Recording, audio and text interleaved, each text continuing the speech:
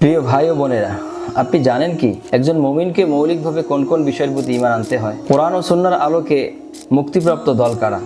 আহলুস সুন্নাহ ওয়াল জামাআর মৌলিক আকীদা সমূহ কি? আপনি কি জানেন শিরিক, কুফর, বিদআতের পরিচয় ও ঈমান ভঙ্গের কারণ সম্পর্কে? তাহলে কি ভেবে দেখেছেন ইসলামের মৌলিক আকীদা না জানার কারণে মৃত্যুর পর কি পরিণতি হতে পারে?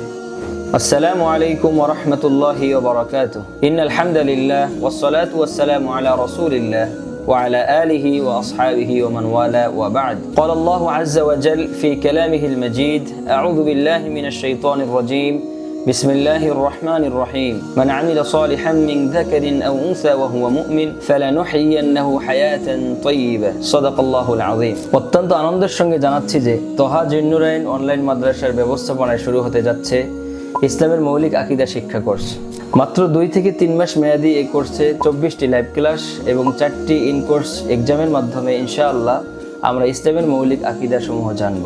সেই সাথে পিছিয়ে পড়া শিক্ষার্থীদের জন্য ক্লাস নোট এবং ক্লাসের ভিডিও প্রদান করা হবে। এছাড়াও কোর্স শেষে সেরা 10 জনের জন্য থাকছে আকর্ষণীয় হাদিয়া ও সার্টিফিকেট। সম্মানিত দ্বীনী ভাই ও বোনেরা, আল্লাহ সুবহানাহু ওয়া তাআলার পক্ষ থেকে বান্দার উপর সর্বপ্রথম ফরজ হলো ঈমান ও আকীদা সহি করা। ঈমান আকীদা সহি হওয়া ছাড়া আল্লাহ তাআলা বান্দার কোনো আমলই কবুল করবেন না। আল্লাহ সুবহানাহু ওয়া তাআলা বলছেন: মান আমিলা সালিহান মিন যাকারিন আও উনসা ওয়া হুয়া মুমিন ফালানুহয়িয়ান্নাহু হায়াতান তাইয়্যিবা ওয়া লানাজজিয়ান্নাহুম আজরাহুম বিআহসানি মা কানু ইয়ামালুন।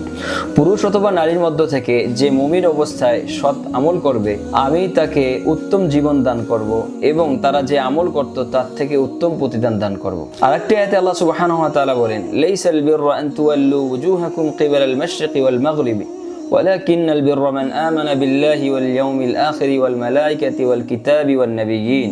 সৎকর্ম শুধু এই নয় যে তোমরা পূর্ব পশ্চিমে তোমাদের চেহারা ফেরাবে, বরং বড় সৎকর্ম হলো তোমরা আল্লাহর প্রতি, আখিরাতের প্রতি, কিতাবসমূহের প্রতি, ফেরেশতাগণের প্রতি এবং নবীগণের প্রতি বিশ্বাস স্থাপন করবে। এই আয়াত দুটি থেকে সুস্পষ্টভাবে বুঝে আসে যে আমাদেরকে সর্বপ্রথম ঈমান আকীদা সহি করতে হবে।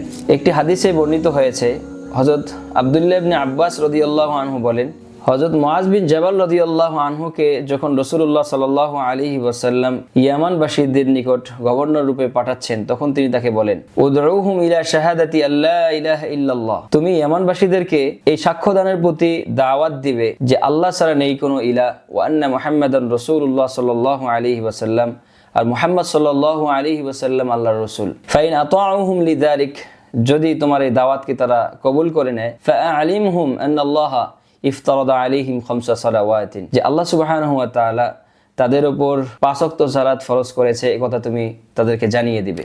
তাহলে আর দেরি কেন? আজই রেজিস্ট্রেশন করে আপনার মৌলিক আকীদার ইলমকে সমৃদ্ধ করুন। বিস্তারিত জানতে যোগাযোগ করুন তোহা জিন্নুরাইন অনলাইন মাদ্রাসার ফেসবুক পেজে।